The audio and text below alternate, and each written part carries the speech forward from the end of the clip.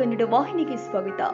ರಾಯಚೂರು ಜಿಲ್ಲಾ amateur kabaddi association 14 ವರ್ಷ ಒಳಗಿನ ವಿದ್ಯಾರ್ಥಿನಿಯರು ಕರ್ನಾಟಕ ಸರ್ಕಾರ ನಡೆಸಿರುವ ಮಿನಿ ಒಲಿಂಪಿಕ್ ಪಂದ್ಯಾವಳಿಯಲ್ಲಿ ಭಾಗವಹಿಸಿ ಪ್ರಥಮ ಪಂದ್ಯದಲ್ಲಿ ಬೆಂಗಳೂರು ನಗರದ ತಂಡವನ್ನು 30-20 ಅಂಕಗಳಿಂದ ಸೋಲಿಸಿ ಮುಂದಿನ ಹಂತಕ್ಕೆ ಆಯ್ಕೆಯಾಗಿದ್ದಾರೆ. ಮಕ್ಕಳು ಎಂದು ತರಬೇತಿದಾರರು ಸಂಗಣ್ಣ ಬಾಗೇವಾಡಿ ಶಿಕ್ಷಕರು ತಿಳಿಸಿದ್ದಾರೆ. ಮತ್ತು ಈ ತಂಡದಲ್ಲಿ ರಾಯಚೂರು ಜಿಲ್ಲೆಯ ವಿವಿಧ ತಾಲೂಕಿನ ಬಾಲಕಿಯರು ಭಾಗವಹಿಸಿದ್ದಾರೆ. ಜಿಲ್ಲಾ ಮಟ್ಟದ ತಂಡಕ್ಕೆ ತರಬೇತಿಯನ್ನು ಲಿಂಗಸಗೂರು ತಾಲೂಕಿನ ಆನೆಹೊಸೂರು ಗ್ರಾಮದಲ್ಲಿ ನಡೆಸಲಾಯಿತು. ಹಾಗೂ ಇಲ್ಲಿಯ ತನಕ 90 ಜನ ಬಾಲಕರು ಮತ್ತು ಬಾಲಕಿಯರು ಆಟಗಾರರನ್ನ ರಾಜ್ಯ ಮತ್ತು ರಾಷ್ಟ್ರ ಮಟ್ಟಕ್ಕೆ ಕಳಿಸಿದ ಹೆಗ್ಗಳಿಕೆಗೆ ತರಬೇತಿದಾರ ಸಂಗಣ್ಣ ಬಾಗೇವಾಡಿ ಶಿಕ್ಷಕರದ್ದಾಗಿದೆ.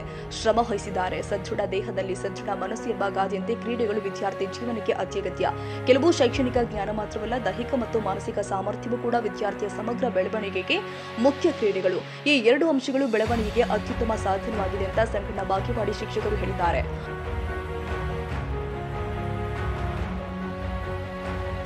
ತಾಜಾ ಸುದ್ದಿಗಾಗಿ ಎಂಟಿವಿ ನ್ಯೂಸ್ 24x7ಗೆ ಸಬ್ಸ್ಕ್ರೈಬ್ ಮಾಡಿ ಮತ್ತು ಬೆಲ್ ಐಕಾನ್ ಅನ್ನು ಒತ್ತಿ. ತಪ್ಪದೇ ಲಿಂಕ್ ಶೇರ್ ಮಾಡಿ.